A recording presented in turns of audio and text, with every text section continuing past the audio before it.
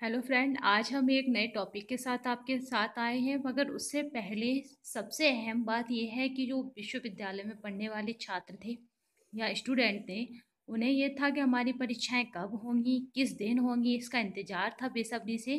तो उनका इंतज़ार कल ख़त्म हो गया है और उत्तर प्रदेश राज्य उच्च शिक्षा ने एक दिशा निर्देश परीक्षा का जारी किया है। उस दिशा निर्देश के अगर हम देखें तो उसमें कहा गया है साफ तौर पर कि जो फाइनल ईयर के विद्यार्थी हैं, यानी जो बीए फाइनल में है, बीएससी फाइनल में है, जितने भी हैं, फाइनल ईयर के विद्यार्थियों की परीक्षाएं सितंबर में होगी। जबकि आपका फर्स्ट ईयर की परीक्षाएं स्थगित करी जाती हैं और उन्हें पास माना जाता है। तो वो विद्यार्थी बिल्कुल निश्चिंत हो जाए या चिंता मुक्त हो जाए जो फर्स्ट ईयर में है, उनकी परीक्षाएं नहीं होंगी। और जो विद्यार्थी फाइनल ईयर में है वो निश्चित कर लें कि उनकी परीक्षाएं सितंबर में होंगी और वो किसी भी मोड पर हो सकती हैं। उसमें साफ निर्देश दिया गया है कि ऑफलाइन ऑनलाइन किसी भी मोड से परीक्षाएं हो सकती हैं। अब बात करते हैं अपने टॉपिक की, जिसको लेकर आज हम आपके सामने आए हैं। अब तक हमने पढ़ा था वैदिक शिक्षा, और वैदिक शिक्षा में हम संस्थान पढ़ चुके, संस्कार पढ़ चुके, और वैदिक शिक्षा के समापन वाला संस्कार पढ़ चुके जिसे समावर्तन संस्कार कहा जाता है। और ये भी पढ़ चुके कि शिक्षा किन गुरुकुलों में प्रदान की जाती थी और किस तरह की गुरुकुलों में कौन सी शिक्षा प्रदान की जाती थी। और उसमें ही हमने ये भी देखा कि वेदों के अध्ययन को या वेदों के अध्ययन करने वालों को किन किन उपाधियों से नवाजा जाता था या प्रदान की जाती थी। अब उसी क्रम को हम आगे बढ़ाते हुए चलते हैं, क्योंकि वैदिक शिक्षा के बाद आई बौद्ध शिक्षा। क्योंकि वैदिक शिक्षा के अगर हम पतन के कारणों को देखें या फिर उसके चले जाने वाले समय को देखें, कोई चीज़ आती है तो एक निश्चित समय के बाद जाती जरूर है। तो अगर हम वैदिक शिक्षा की देखें तो अगर उसकी कभी पूछा जाए कि कमियां क्या रहीं, तो उसकी पहली कमी ये रही थी, तो उसमें क्या था, उस शिक्षा में जो था शूद्रों का प्रवेश निषेध था या शूद्रों को एडमिशन नहीं दिया जाता था। दूसरा था उसमें स्त्री शिक्षा की भी उपेक्षा की गई थी। अगर और देखा जाए तो उसमें ये था कि संस्कृत एक क्लिष्ट भाषा थी जिसे जन सामान्य व्यक्ति नहीं पढ़ सकता था। जब जन सामान्य व्यक्ति पढ़ नहीं सकता तो वो एडमिशन भी नहीं लगेगा। तो इस वजह से उस शिक्षा का धीमे धीमे पतन भी होता गया, क्योंकि वो शिक्षा एक नियमबद्ध शिक्षा थी और उसमें दंड का प्रावधान भी था, और दंड से विद्यार्थी हमेशा डरते हैं। उसी शिक्षा की जो कमियां थी उन्हें दूर करते हुए एक शिक्षा का उदय हुआ जिसका नाम था बौद्धकालीन शिक्षा, जिसके प्रवर्तक थे गौतम बुद्ध, जिन्होंने, आपको पता है कि गैर त्याग कितनी अवस्था में किया था, 32 वर्ष की आयु में। और उन्होंने एक धर्म चलाया था जिसका नाम था बौद्ध धर्म, अगर हम हिस्ट्री में बात करें तो।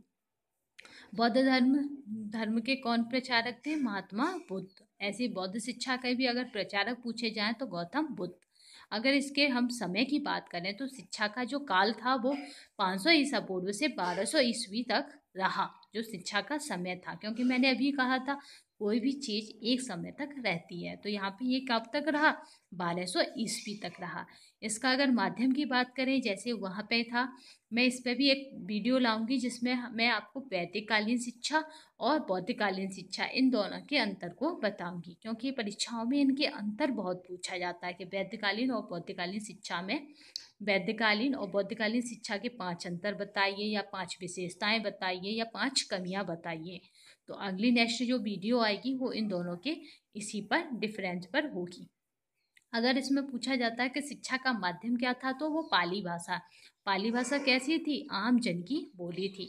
शिक्षा के प्रमुख उद्देश्य की बात करें तो मानव जीवन की प्रगति एवं निर्माण प्राप्ति। जैसे वहाँ क्या था? मोक्ष की प्राप्ति, मगर यहाँ कहा क्या कहा गया? मानव जीवन की प्रगति, यानी मनुष्य की प्रगति होनी चाहिए, उन्नति होनी चाहिए, चाहे जैसे हो।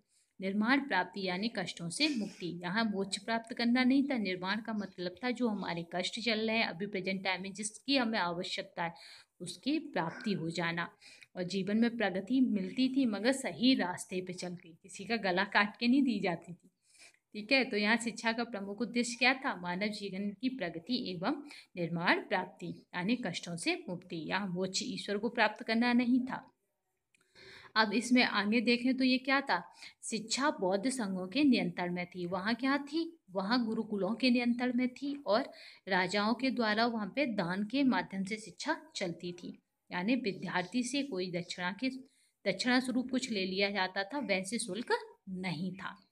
और यहाँ पे संघों के नियंत्रण में थी। शिक्षा के दो स्तर थे, पहला था आपका प्राथमिक शिक्षा, दूसरा था उच्च शिक्षा।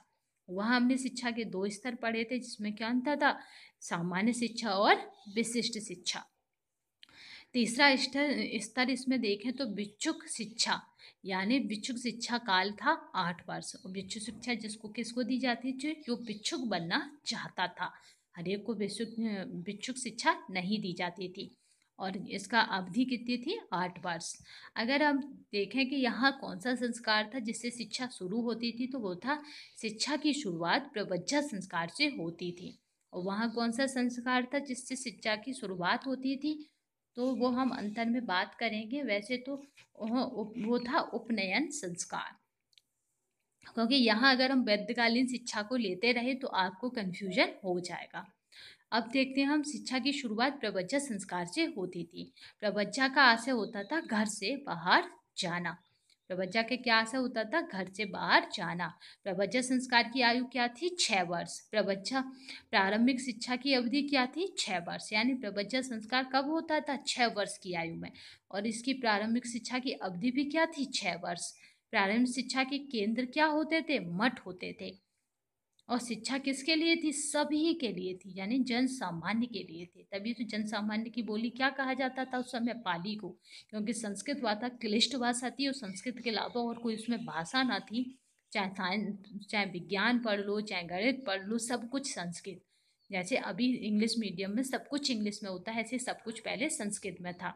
इस वजह से वो लोग नहीं पढ़ पाते थे।